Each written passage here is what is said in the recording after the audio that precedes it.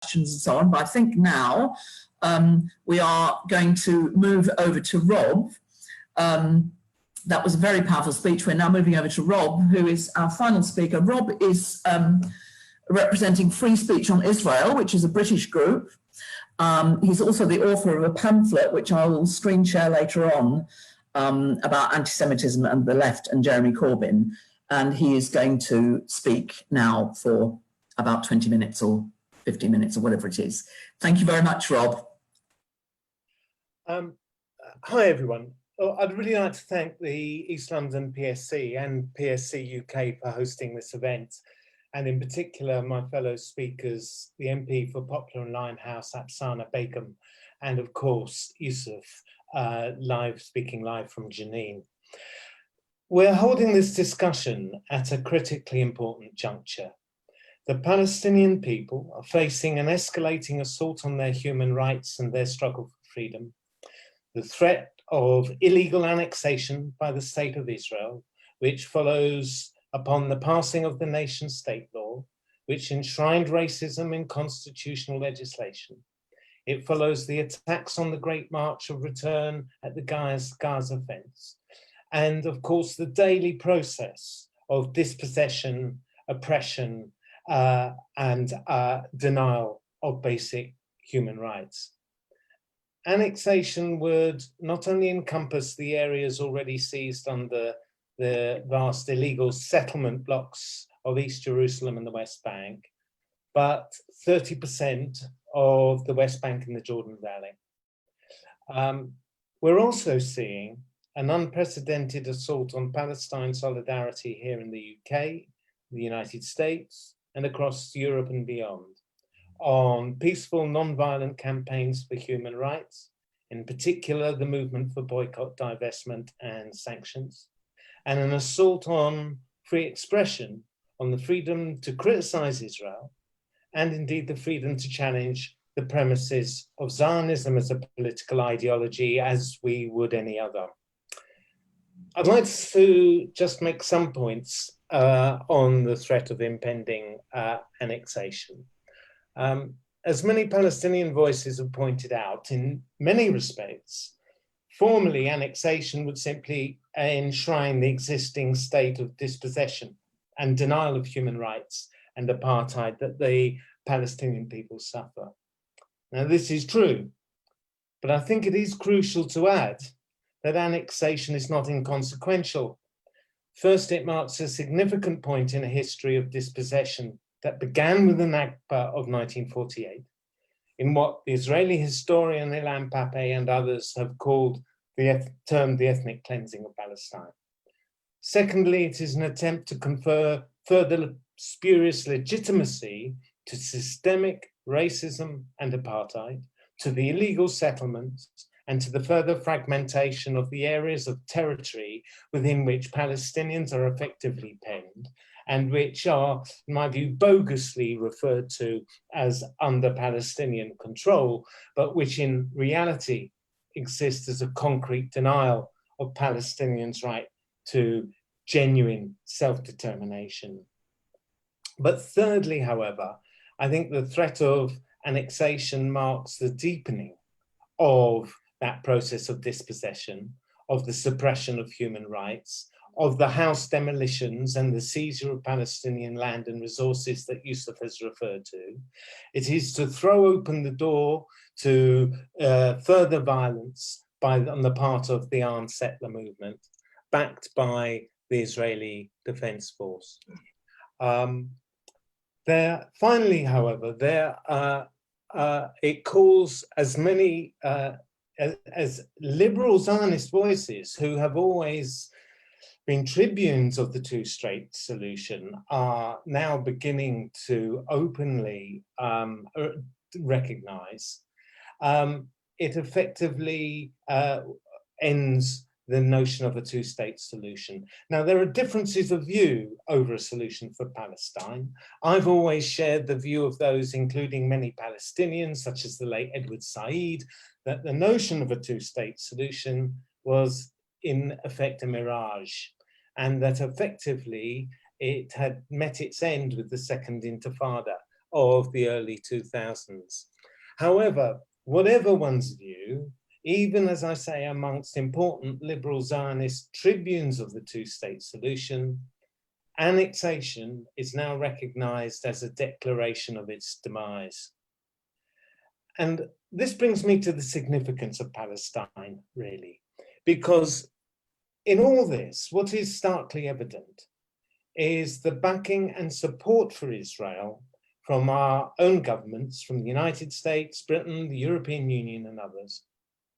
US military aid to Israel is now at an all-time historic high, and all this regardless of the actions by Israel itself. Now, I don't accept that this support is out of concern for Jews like myself as Jews.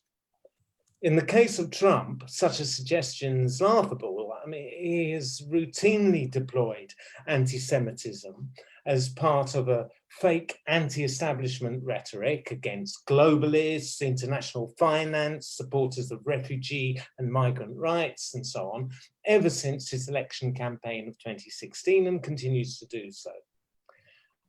Such support, I would argue, has to be explained by the increasing importance of a fortress Israel in the Middle East. And we have to look at the process since the early 2000s, from the Second Intifada, the disastrous invasions and military interventions across the region, and the civil wars, the regional rivalries, the mass waves of refugees in their tens of millions, and not least the Arab revolutions of 2011, the tremors of which have re-emerged in recent months, but albeit postponed by the pandemic.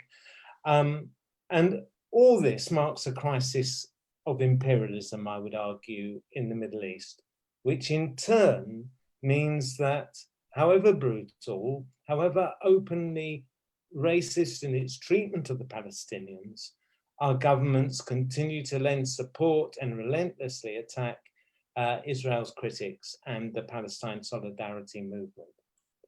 But that brings me to Palestinian solidarity, because there's another side to the picture. And it is on this, I think, that we need to focus. Because despite what I've said, actually in some ways, indeed in large part because of it, the cause of Palestinian freedom acts as a lightning rod for struggles for freedom and against oppression and inequality across the globe. Palestine inspired those struggling against apartheid in South Africa. It has inspired activists in the Black Lives Matter movement. Palestine was a cause at the heart of the great international anti-war movement after 2003. It's a key identification point amongst North African youth facing harassment from the French police in the banlieue of French cities, for example. And the Palestinian flag waved throughout the great anti-capitalist demonstrations, those of us that I remember in Genoa and elsewhere in the early 2000s, and above all in the Arab revolutions of 2011. And I think there are reasons for this. First, of course, the immediate empathy between those engaged in their own struggles for human rights, freedom, and against oppression with other struggles. Inspiration drawn from the resilience and daily courage of survival and the refusal to submit to superior force. The inspiration, for example, that has made the young activist Ahed Tamimi an iconic figure across the globe.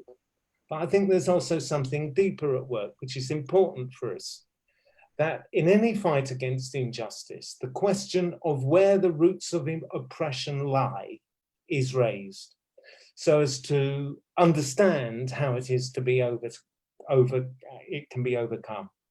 So there is a connection between Black Lives Matter protesters in Portland or Ferguson, the mass protests against war, Muslim communities facing Islamophobia, the revolts against dictatorship in the Middle East, and the Palestinian struggle. because continually, whether aware of it or no, those struggling for freedom find themselves facing common cause against a social order marked by war, exploitation, racism, and oppression. And this is important, it seems to me, because it points to why, however brutal the repression weighed against the Palestinian struggle, however aggressive the attempt to silence Palestinian voices and Palestine solidarity, the foundations of resistance remain. They're permanent. And upon those foundations, the struggle always continues to resurface to haunt those who seek to crush it. And this brings me to current events and debates in the UK, which I do just want to touch on, to the question of anti-Semitism and free speech on Palestine and Israel. Because the assault on free speech on Israel and Palestine here in the UK is, I believe, a sharp reflection of a wider narrative that escalated after 9/11 and the onset of the Iraq War on an international level. And I want to say this about, first, anti-Semitism was the ideological sword that drove the Nazis' final solution and marked the greatest systemic genocide of modern history. It's not for territory or economic gain, but driven by a fascist movement, driven by an ideology that cast every Jew in Europe and beyond as an enemy to be destroyed simply by virtue of their assumed race. Now, that's not only a question of history. In the era of Trump, of far-right governments and rising fascist movements, it is a question for today.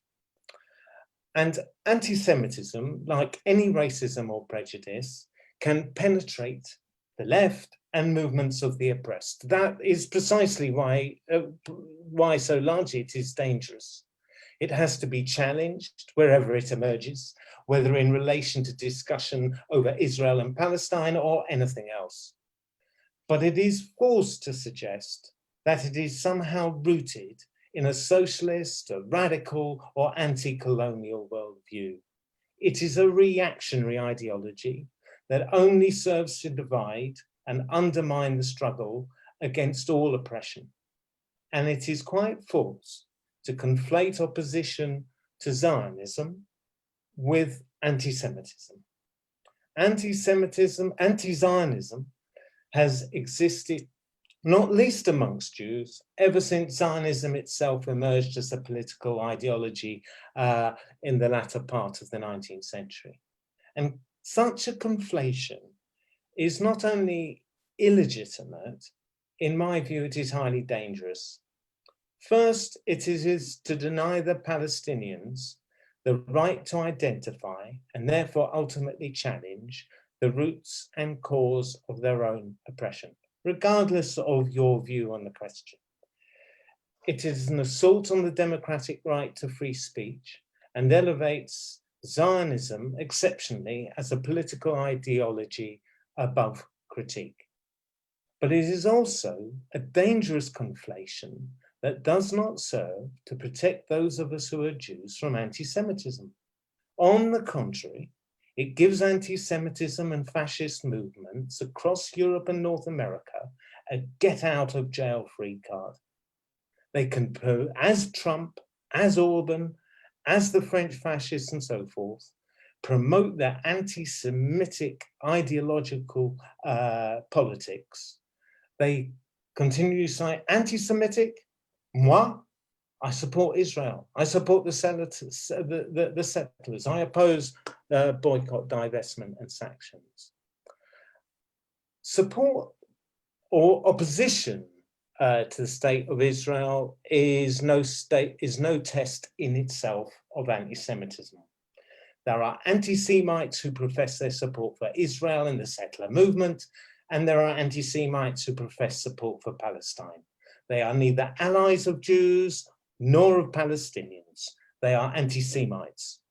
And therefore, regardless of your view of Israel, of Zionism, or the solution to Palestine, the starting point, in my view, for the entire left, inside the Labour Party, outside the Labour Party, wherever, should be to defend the right to describe the state of Israel as racist, the right to describe it as such, to defend the right to refer to Israeli apartheid, to refer, as Yousef has done, to colonial occupation, and the democratic right to campaign for boycott, divestment, and sanctions in the cause of Palestinian freedom.